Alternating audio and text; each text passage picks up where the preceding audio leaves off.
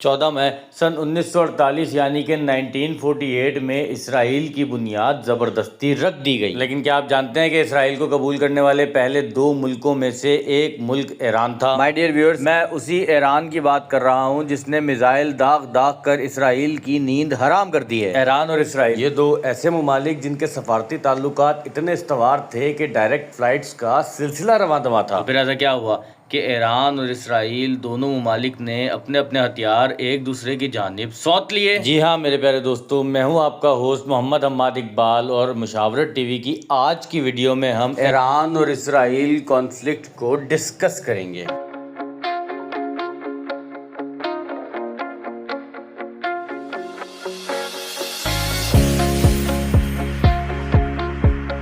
My dear viewers, امید کرتا ہوں آپ سب خیریت سے ہوں گے۔ تو جیسے کہ آپ جان چکے ہیں کہ آج کی ہماری ویڈیو ایران اسرائیل کانفلکٹ کے بارے میں ہے۔ ویڈیو کی جانب آگے بڑھنے سے پہلے آپ سب سے گزارش ہے کہ چینل کو سبسکرائب کر لیں، ساتھ لگے بیل آئیکن کو پریس کر دیجیے گا۔ ویڈیو اگر پسند آئے تو اسے لائک اور شیئر ضرور کریں۔ مائی ڈیئر ویورز، 11 نومبر سن 1918 یعنی کہ 1918 میں فرسٹ ورلڈ وار کا اختتام ہو گیا، اور فرسٹ ورلڈ وار کے اختتام پہ بیشتر ممالک کی سرحدیں تبدیل ہو گئیں، یعنی کہ سلطنت عثمانیہ کا شیرازہ بھی بکھر گیا۔ سلطنت عثمانیہ اب کمال اتا ترک کا جدید ترکی بن چکا تھا، یعنی کہ ترکی سمیت بیشتر ممالک کے اوپر برطانیہ کے پپٹس اب حکمرانی کر رہے تھے۔ پھر سپٹمبر 1941 یعنی کہ 1941 میں سیکنڈ ورلڈ وار کے دوران ہی 21 سال کے ایک نوجوان کو برطانیہ اور یو ایس کے الائنس نے ایران کا نیا شاہ بنا دیا۔ اس نوجوان کا نام تھا شاہ محمد رضا پہلوی۔ شاہ ایران نوجوان تھے اور مکمل طور پر ایک سیکولر انسان تھے۔ جیسے کہ آپ جانتے ہیں کہ ورلڈ وار 2 کے دوران امریکہ ڈومینیٹ کر رہا تھا، تو شاہ ایران بھی اپنے بیشتر احکامات امریکہ ہی سے لیا کرتے تھے۔ پھر 1948 میں یہودیوں نے فلسطین کے کچھ حصے پر قبضہ کر کے وہاں پر اپنی ایک آزاد ریاست بنا لی، جسے انہوں نے اسرائیل کا نام دیا۔ ایران چونکہ یورپ کا پپٹ تھا، اس وجہ سے اسرائیل کو قبول کرنے والا دوسرا ملک بن گیا۔ شاہ ایران کمال اتا ترک ہی کی طرح اپنے ملک کو ایک جدید ملک بنانا چاہتے تھے، اسے برطانیہ کے طرز پہ چلانا چاہتے تھے، اسے یورپ کے رنگ میں رنگ دینا چاہتے تھے۔ ایسا کرنے کے لیے شاہ ایران نے نقاب کو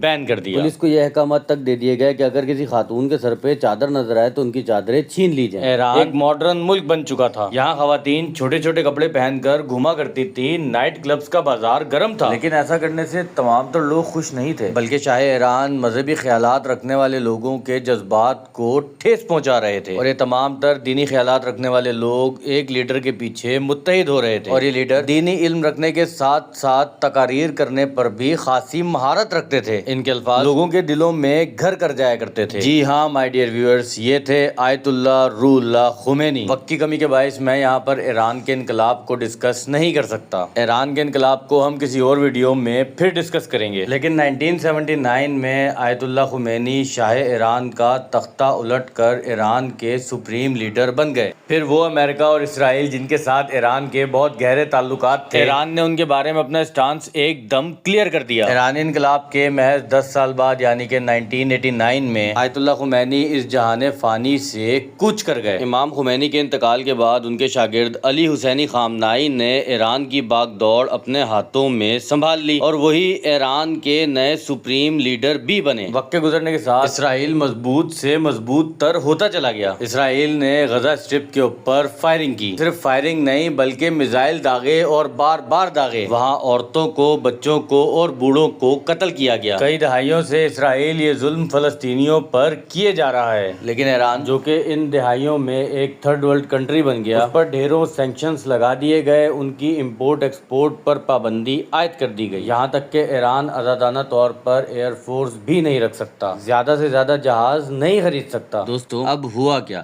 اسرائیل نے 12 اور 13 جون 2025 کی درمیانی رات کو ایران پر اپنے جہازوں کے ذریعے حملہ کرنا شروع کر دیا۔ اس ایک رات میں اسرائیل نے ایران پر اپنی ہوائی برتری حاصل کر لی۔ اسرائیل کا کہنا یہ تھا کہ انہوں نے ایران کی نیوکلیئر ویکسینٹی پر حملہ کیا ہے، مطلب یہ ایران چھپ کر نیوکلیئر بم تیار کر رہا تھا جس کے اوپر اسرائیل نے حملہ کر دیا۔ ظاہر سی بات ہے کافر ہم سے خوف کھاتے ہیں، وہ نہیں چاہتے کہ ایک اور مسلمان ملک نیوکلیئر طاقت حاصل کر لے۔ اب ظاہر سی بات ہے ایران کے اوپر بہت سارے سینکشنز ہیں، ان کی ایئر فورس بھی اتنی مضبوط نہیں ہے، تو اسرائیل نے سوچا کہ ایران ریٹیلیٹ نہیں کر سکتا۔ غالباً دنیا میں ہر دوسرا شخص یہی سوچ رہا تھا کہ ایران تو ریٹیلیٹ نہیں کر سکتا، لیکن آیت اللہ خامنائی اس قسم کی کسی بھی چھیڑ چھاڑ کے لیے پہلے ہی سے تیار تھے۔ دراصل وہ اگر جہاز نہیں خرید سکتے تھے، ایئر فورس پہ کام نہیں کر سکتے تھے، تو وہ میزائل خرید رہے تھے اور اپنے بھی بنا رہے تھے۔ مائی ڈیئر فرینڈز، ایران کو بیلسٹک میزائلز کے اوپر عبور حاصل ہے۔ ایران نے بیلسٹک میزائلز کا ایک خزانہ اپنے پاس جمع کر رکھا ہے۔ جب اسرائیل نے ایران پر ہوائی برتری حاصل کر لی تو پھر ایران بھی خاموش نہیں رہا،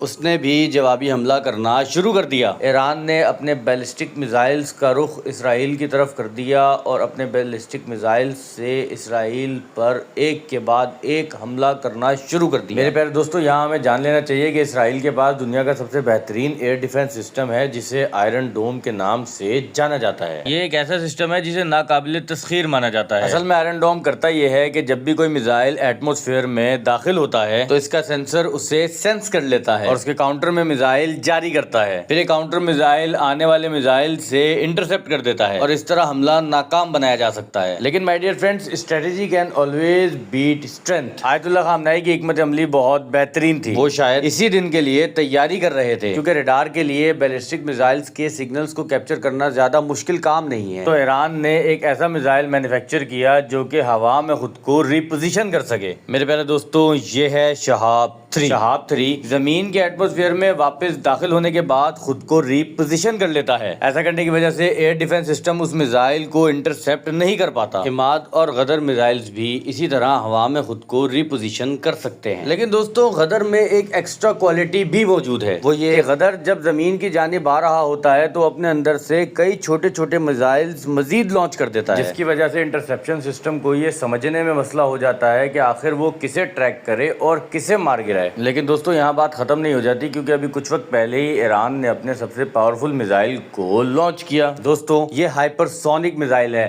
اور اس کا نام ہے فتح 1۔ فتح 1 ایک تیز ترین میزائل ہے، یہ اسپیڈ آف ساؤنڈ سے بھی زیادہ تیز ٹریول کرتا ہے، یعنی یہ اپنے ٹارگٹ کو پہلے ہٹ کر دیتا ہے اور اس کی آواز کچھ دیر بعد سنائی دیتی ہے، پھر یہ سرفیس ٹو سرفیس ٹریول کرنے کی وجہ سے ریڈار سگنلز کو بھی مات دے دیتا ہے۔ اس کے علاوہ ایران ڈرونز بنانے میں بھی مہارت رکھتا ہے۔ ایران کے بنائے گئے ڈرونز رشیا نے یوکرین کے خلاف بہت کامیابی سے استعمال کیے۔ اب اسرائیل کو ان وار کنڈیشنز کی وجہ سے اکانومک کرائسس کا سامنا بھی کرنا پڑ سکتا ہے، کیونکہ بڑی بڑی کمپنیز اسرائیل کے ساتھ ٹریڈ کرنے سے پہلے 1000 مرتبہ سوچیں گی۔ لیکن ایران کو ان تمام تر چیزوں سے کوئی فرق نہیں پڑتا، کیونکہ ایران پر پہلے سے ہی سینکشنز ہیں اور وہ ان تمام تر چیزوں کو برداشت کرنے کا عادی ہو چکا ہے۔ سونے پہ سہاگا اسرائیل کی عوام ایران کی عوام کی طرح نڈر نہیں ہے، دلیر نہیں ہے، بہادر نہیں ہے، کیونکہ ان کے دل میں شہادت کا جذبہ نہیں ہے۔ بہت سے اسرائیلی تو ابھی سے ہی ملک چھوڑ چھوڑ کر بھاگنے بھی لگے ہیں، اس لیے اسرائیل اب امریکہ کو اپنی مدد کے لیے بلانے پر مجبور ہے۔ جی ہاں، یہ وہی امریکہ ہے جو کہ دراصل اسرائیل کے ٹکڑوں پر پل رہا ہے۔ اب ڈونلڈ ٹرمپ کے لیے بھی یہ ضروری تھا کہ اپنی کرسی بچانے کے لیے وہ ایران پر حملہ کرے، تو غالباً ٹرمپ نے ایسا ہی کچھ کیا، اس نے operation midnight hammer introduce کروایا۔ اس حملے میں امریکہ نے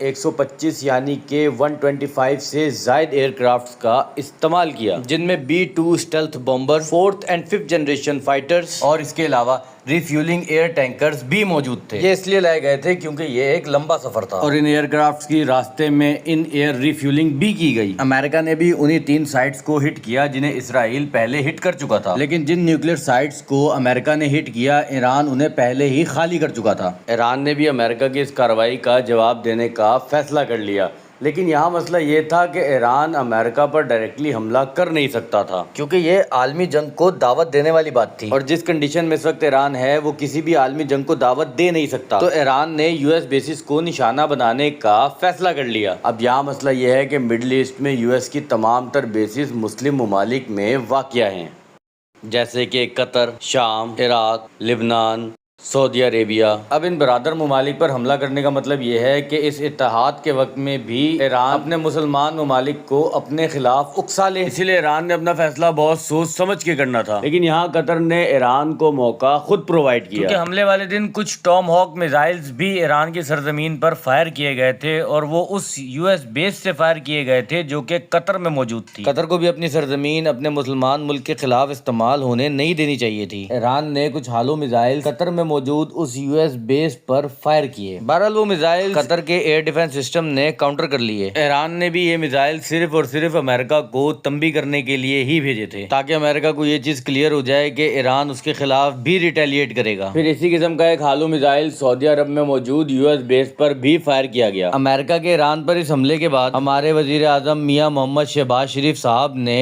ڈونلڈ ٹرمپ کو نوبل پیس پرائز کے لیے نامینیٹ کر دیا۔ میرے پیارے دوستوں، اس شخص نے عمران خان صاحب کی ایک اور بات کو سچ ثابت کر دیا۔ شہباز شریف، آپ کی جو سب سے بڑی خاصیت وہ پتہ کیا ہے اس کی؟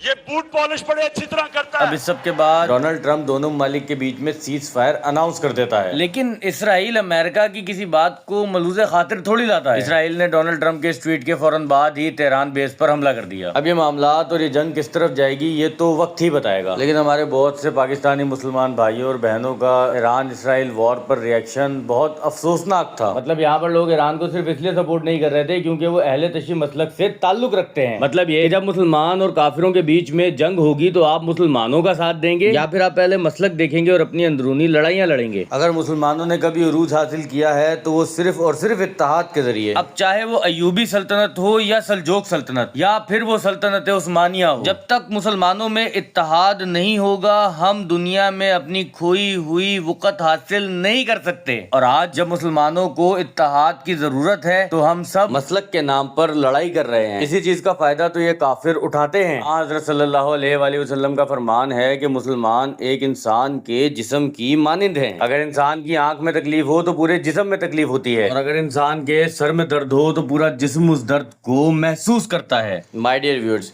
یہاں بات ہوئی ہے امت محمدی صلی اللہ علیہ وآلہ وسلم کی، نہ کہ کسی شیعہ، سنی، بریلوی، دیوبندی، وہابی کی۔ جو انسان ان حالات میں بھی نفاق پھیلا رہا ہے وہ منافق ہے۔ ہمیں چاہیے کہ ہم ایک امت بنیں اور اللہ کی رسی یعنی کہ قرآن کریم کو مضبوطی سے تھام لیں۔ آج کے لیے بس اتنا ہی۔ میں امید کرتا ہوں آپ کو میری آج کی ویڈیو پسند آئی ہوگی۔ ویڈیو پسند آئی ہے تو اسے لائک کر دیں، اپنے دوستوں کے ساتھ شیئر کریں۔